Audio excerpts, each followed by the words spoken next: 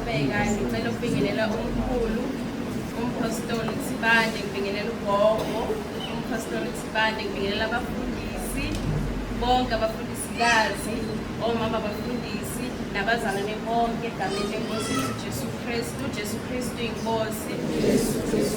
Lona omi ngaphambili uSilenhlanhla Mngadi wasoyemeni esho egameni lenkosi Jesu Kristu. Ngizobonga uNkulunkulu, ngizobonga inkosi Jesu eyafika empilweni yami, nami ngicwilile ezonweni. Ukufakaza ngizobethula ngumntwana osuka emndenini ukukhwaza kakhulu amadlozi. Ekhaya bekuhlatshwa kakhulu izinto zomsambo namadlozi. So umusa wangifica mina ngumntwana ekhaya bekhonza but bengakhonzi, okay, bekhonza but bexubile, bekhonza namadlozi. So umusa wangifikela ngumntwana, kodwa inkosi Jesu yama nami. Kodwa inkosi Jesu yama nami, uJesu Kristu inkosi.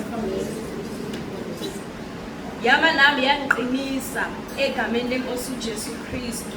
Ngiyambonga kakhulu uNkulunkulu ngoba yama nami yangiqinisa, ngoba ngikhumbula ngonyaka odlule ngey'nkonzo zabesifazane ekhaya kwakunomsebenzi, kwakuhlatshiwe nje impela uqondene ne-date yey'nkonzo zabesifazane.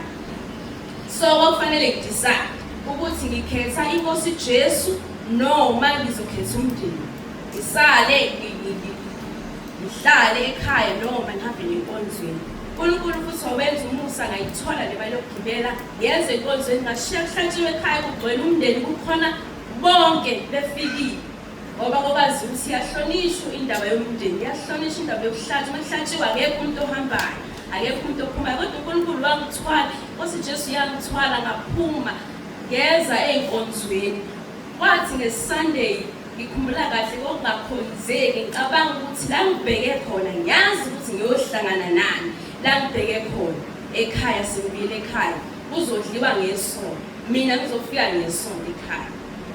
Nangempela inkosi Jesu futhi yathi ungesabi, ngizoba nawe, ngoba ngempela inkosi Jesu uyahamba nomuntu uma unqume enhlizweni yakho ukuthi uzomkhonza yena yedwa egameni lenkosi uJesu, uJesu Kristu inkosi. Nangempela ngabuyela ekhaya futhi lokho uma sekuhamba hamba ivangeli selingenile nababa nomama, lokho kwenza ukuthi ubaba nomama baphenduke, ngokuthi mina nganquma ukuthi angizukuhlala, babona ukuthi hayibo kanti yini letholwe yilo ngoba ngasezomshini.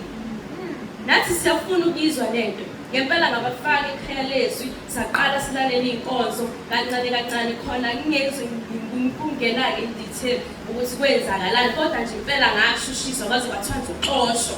Kwathiwa hhayi, useqala ukufaka amadimoni ekhaya, uzohamba lo ngoba uthanda izinto. Kwasho kanjalo. Ngathi mina-ke kodwa sobona ukuthi ubani onamandla inkosi Jesu nalento enikhonzayo. Nangempela abazali baphenduka, ubaba nomama bakhona entabeni egameni lenkosi uJesu.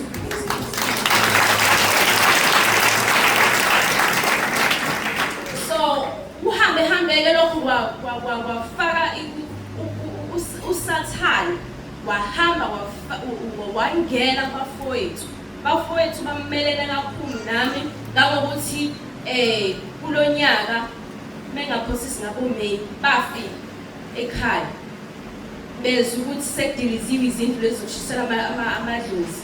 Badilizwa ubaba ekhaya, yonke into kwadilizwa. Njengamanje nje sesiphila ngegama lenkosi uJesu Kristu, siphila ngomkhuleko nokukhonza ngenxa yokwenza njani, ngenxa yokuthi inkosi Jesu uma usunqumile uyama nawe, eme nawe ukuthi umuntu omusha wazi ukuthi uma ukhetha inkosi uJesu ngempela uyama nawe.